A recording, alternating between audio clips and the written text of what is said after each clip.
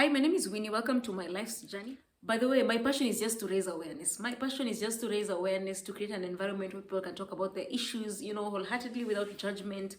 In fact, I call it a safe space. I mean, having survived childhood trauma myself, I believe it's a necessary conversation right now because I see all around me when I look around people, relationships are messed up, people are messed up. When you look at how people are dealing with situations, you can tell something is wrong. And um, can we just raise awareness how our childhood affects us in our relationships? How the way sometimes we think this person is a bad person, but there's something that happened to you that is covering your eyes for you to see what it is that you need to see, how you need to handle with things, you need to deal with things, how you handle your stuff, how you handle people, because your primary relationships in your life will determine how you're going to handle all the other relationships in your life. If you don't heal, what will happen is you're going to bleed on others. Yes, hurt people hurt people. I had another cousin of mine saying that, and it's true. Hurt people hurt people. So, but hurt people can heal. That is the beauty of it. Hurt people can heal. And today, without further ado, I want to go into my own journey that I started sharing last week. And one of the things I want to talk about is the way trauma affects you. So you're always on a flight, fight, or a freeze mode. We will understand what that means. There are people who, when things happen, when something negative happens, they either want to run away from the situation. There are people who, when something happens, they completely do not react. So that is the freeze mode. There are people who, when they go through something, they fight. They have to fight. So trauma affects you in such a way that you only realize, or you only respond to situations in those three forms. Either you run away, you pretend it didn't happen, or number two, you fight. You just fight, whether it's by words, whether you just fight, okay? And then the other one is you freeze. You just pretend as if nothing is happening. For me, I think when I look back at my family, I think we had mastered all the three, okay? So, and then you always feel like you have just the three options. Yet you can always talk, you can always speak your mind, you can always say what you feel. And this also leads to you lacking trust because like me, let me tell you, in my story, when my primary caregivers were not people to be trusted, or they did things to me, there was that lack of trust. It was hard for me to trust others. If people who cared about me, who I loved, hurt me the way they did, how can I trust a stranger who comes to tell me they love me? So when I was in a relationship and people would tell me they love me and the actions would not match, I became very sensitive to those things, okay? So here we're talking about, it's like living outside of yourself. I don't know if that will make sense, but to me it makes sense.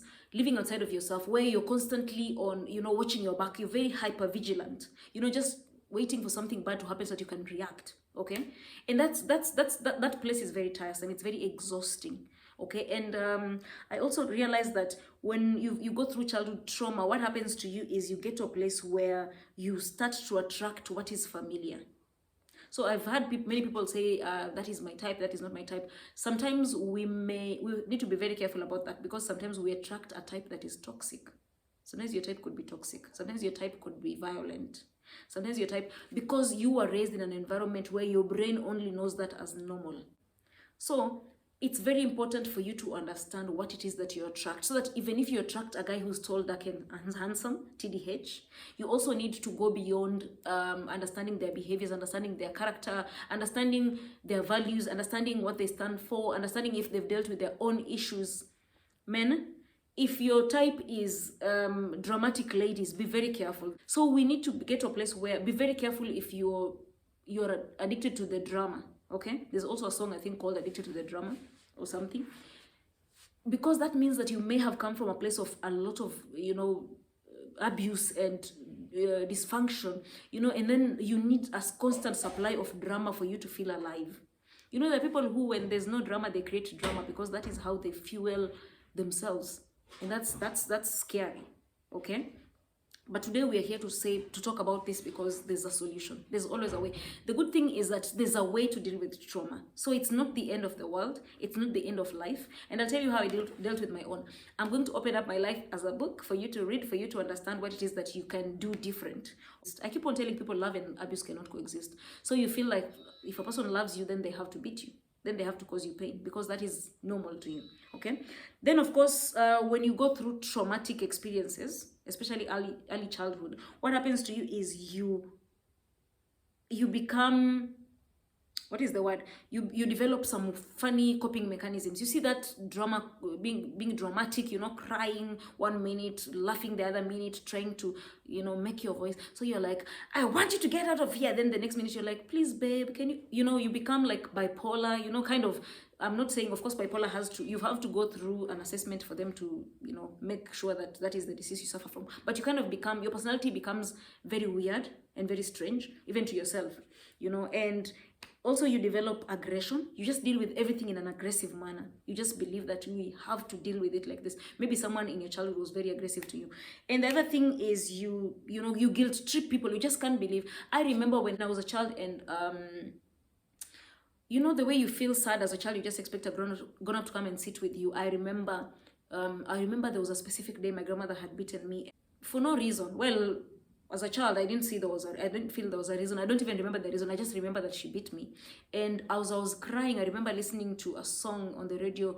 That song I can't even remember who sang the song, but that song, ya mtoto singuo utaomba mtu. So I was like, mtoto singuo utaomba. I'm like, my grandmother says, what is song? Because she's beaten me so badly because of something so little I'd done, but because she was anger filled, it would just come out in the way she would discipline us. And that was horrible, to be honest. So, and sometimes talking about a person who hurt you and you love them sometimes feels like you're betraying the family, that you're betraying her, that you're betraying yourself, that you're, you know, getting out the secrets of the family. But this is my story and this is how I tell it. Okay, I love my grandmother, but she was also very abusive. Okay, so you develop coping mechanisms which will include, you know, being aggressive, being, you know, you guilt trip people to do what you want to do, because when you're a child, maybe you are crying and no one came to pick you up to make you feel safe. There was no safety in the home front. And what happens is when you become a grown-up, you feel like you want to guilt trip people. You cannot just tell a person, hi, can you do this for me? You have to tell them, if you don't do this for me, it's my last semester, this and this will happen. You have to threaten them, kind of, for them to do things for you. You have to manipulate for them to do things for you. You have to be aggressive for them to do things for you. You see, you have to be, because our feelings didn't matter. So right now, you've become a grown-up, but because your brain registered that, it's hard for you to leave that place. And that's why it's important to always ask yourself, what is the intention for you doing this? Are you just asking, and do you stand in a place where you're safe enough to say that even if they say no, I'll be fine? Because some of us also ask things and we already assume that that person has to say no. And that's a problem. When you go into a relationship, I remember going into a relationship and expecting the people I dated to do exactly what I wanted them to do. You know, when I ask, will you take me tomorrow? They don't have a room to say no. They just have a room to say yes. And that is if you have a premeditated mind, what will happen is you'll be disappointed. So I remember I've started another counseling session, and I remember my counselor telling me, you know what, learn to manage your own expectations. So in a relationship, learn to manage your own expectations, because when you have too many expectations, what will happen is when they are not met, you will cause chaos. So another way also of managing expectations is to communicate how you feel. So that means that also you need to meet a healthy person who can understand that this is the background you come from and this is what you need. Because you know what, at the end of the day, you can only meet others as deeply as you've met yourself. So the relationship you have with other people is a reflection of the relationship that you have with yourself. And it took me so long to understand that, or to even come to terms with that. Let me tell you, I used to attract people who were wounded, properly wounded, because I was wounded. I used to attract people who they're just gone through their own issues and have not dealt with it. And that is exactly where I sat at. That is where I was at. So you cannot meet other people beyond what you've met inside of you. But when I started understanding myself, I started having boundaries with myself, I started pushing myself, I started realizing that that is what I was projecting to other people as well. I started being honest with myself, being honest with others, telling myself, no, Winnie, you cannot continue sleeping, you need to wake up and do this, to telling people no, setting boundaries with myself and others. And that is how I realized that slowly by slowly, self-care became part of my life. So that also meant that I was, encouraging other people to also do their own self-care. So you can only meet people as deeply as you've met yourself.